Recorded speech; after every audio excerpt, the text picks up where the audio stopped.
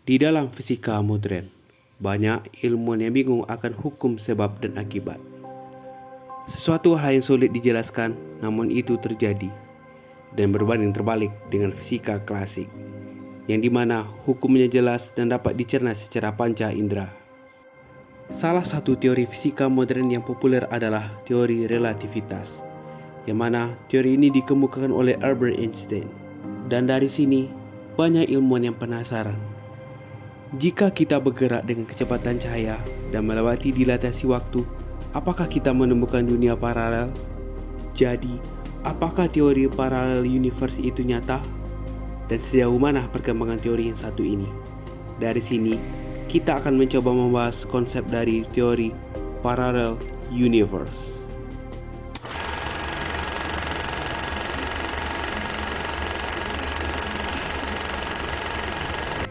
Parallel universe, atau yang kita sebut dengan multi semesta, merupakan hipotesis kemungkinan adanya kumpulan alam semesta lain, termasuk alam semesta yang kita tempat. Bersama-sama, alam semesta ini terdiri dari segala sesuatu yang ada, keseluruhan ruang dan waktu, materi, energi dan hukum fisika, serta konstanta yang menggambarkannya. Jurnalis sains Tom Siegfried dalam bukunya The Number of Heavens mengatakan teori ini dipicu oleh sains yang belum mampu menjelaskan banyak pertanyaan soal alam semesta. Kita tidak dapat menjelaskan semua fitur alam semesta kita jika kita hanya ada satu di antaranya. Kenapa semesta kita punya cukup waktu untuk membuat bintang dan planet? Mengapa bintang bersinar semacam itu dengan jumlah energi yang tepat? Semua itu tidak kami temukan jawabannya di dalam teori fisika kami. Melalui pertanyaan itulah banyak ilmuwan yang berangan-angan. Apakah ada kehidupan selain di tempat bumi ini? Apakah kita sendiri di alam semesta ini? Jika ada, bagaimana hukum sebab akibat di sana? Kembali ke teori multi semesta. Ada beberapa teori yang menjelaskan multi semesta. Yang pertama adalah black hole theory atau bubble theory. Teori ini menyatakan bahwa alam semesta kita merupakan bagian lain dari semesta yang lebih besar. Dan karena bagian lain dari semesta tersebut berbeda jauh sekali dari semesta kita, dan kita pun tidak bisa mengobservasi semesta-semesta lain tersebut. Seperti halnya ikan dalam akuarium, ikan tersebut tidak akan tahu bahwasanya bumi itu luas. Bumi itu bukan hanya di akuarium itu saja, dan ikan tersebut tidak akan tahu ada berjuta spesies ikan yang ada di lautan. Yang kedua adalah string theory. Teori ini mengemukakan apabila semesta kita mempunyai 3 dimensi, maka mungkin saja semesta lain ini bagian semesta lain yang lebih besar mempunyai 4 dimensi atau lebih. Ibarat sebuah animasi 2 dimensi tidak akan tahu ada 3 dimensi di luar sana. Yang ketiga yang akan kita bahas dalam video ini adalah parallel universe theory. Teori ini erat kaitannya dengan quantum mechanics. Banyak yang terjadi di masa depan, dan itu tergantung dari opsi tindakan kita di masa lalu. Parallel universe, teori yang paling banyak digemari masyarakat umum. Pada dasarnya, teori ini menjelaskan ada kemungkinan terjadi di masa depan dari setiap tindakan yang pernah kita lakukan. Misal, saya mendapat lowongan kerja di 2 perusahaan. Dari 2 perusahaan ini, terjadi 2 kemungkinan. Tidak, ada 3 kemungkinan. 1 diterima perusahaan A, 2 diterima perusahaan B, tidak diterima dalam 2 perusahaan tersebut. Setiap keputusan yang diambil ada konsekuensi yang terjadi di masa depan. Baik itu saya diterima perusahaan A atau B, atau bahkan tidak diterima kedua perusahaan tersebut.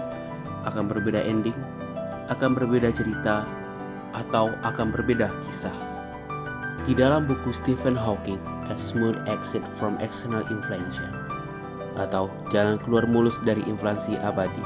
Dalam karya tulis tersebut, ia menyampaikan teori kemungkinan untuk menemukan dunia paralel dan juga memprediksi akhir alam semesta. Dan Stephen Hawking percaya manusia bisa menemukan semesta-semesta lain dengan penyelidikan pesawat antariksa. Sejauh ini, teori parallel universe yang mendukung adalah quantum mechanics.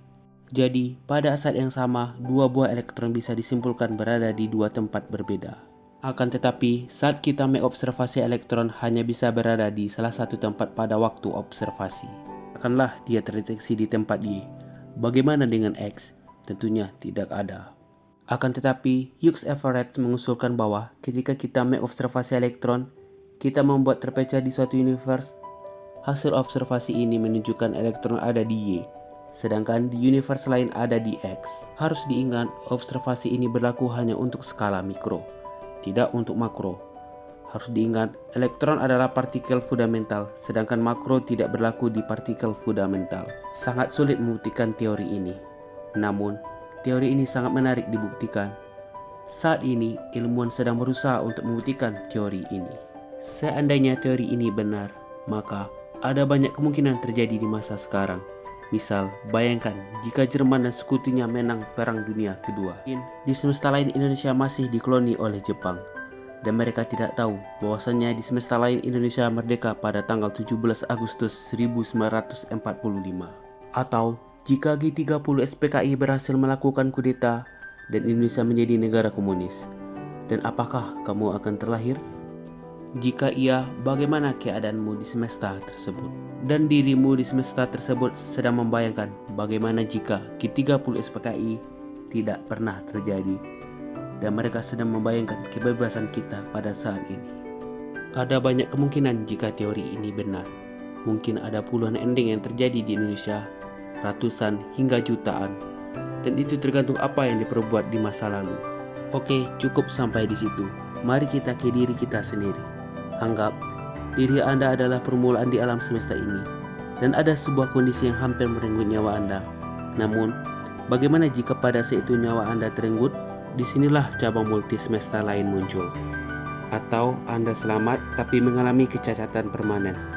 Atau Anda berduka atas kepergian orang yang tersayang. Dan di semesta tersebut, diri Anda membayangkan diri Anda pada saat ini selamat dalam kecelakaan tersebut. Dan mengatakan, betapa enaknya diriku di semesta tersebut. Betapa beruntungnya dia selamat dari kecelakaan tersebut. Atau Anda berduka atas kepergian orang yang tersayang. Dan di semesta lain, orang yang tersayang tersebut somehow tidaklah meninggal.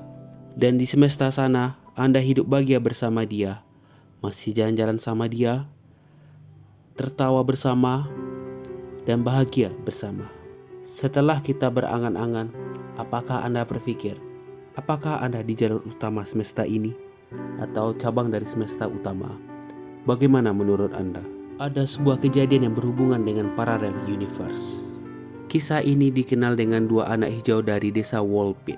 Singkat cerita, anak ini ditemukan di desa Wolpit. Sepintas mereka terlihat seperti anak-anak, namun kulit mereka hijau. Pada saat dirawat, mereka berbicara dengan bahasa yang tidak dimengerti. Menurut Anda, apakah kisah ini hoaks atau hanya fiktif belaka? Silakan dikoreksi. Karena teori ini, para sutradara film membuat film tentang parallel universe. Salah satu film terpopuler adalah Doctor Strange. Dalam film ini, dilihat ada banyak cabang universe terjadi. Ada beberapa ending terjadi pasca penyerangan Thanos.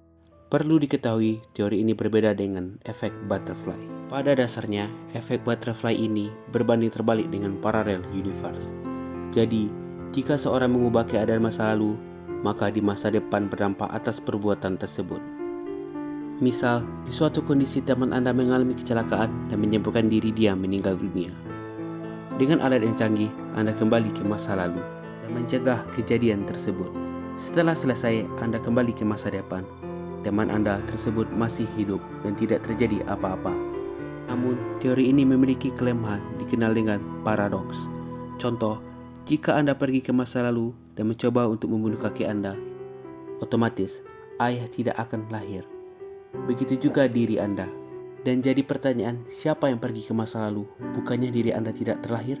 Nah, dari sini teori parallel universe dapat menjawab dari paradoks tersebut. Timeline Anda tidak akan berubah. Anda tetap ada, namun ada timeline baru atau cabang baru yang dimana diri Anda tidak pernah terlahir. Jadi, kembali pada diri Anda sendiri. Apakah Anda percaya pada teori ini atau tidak?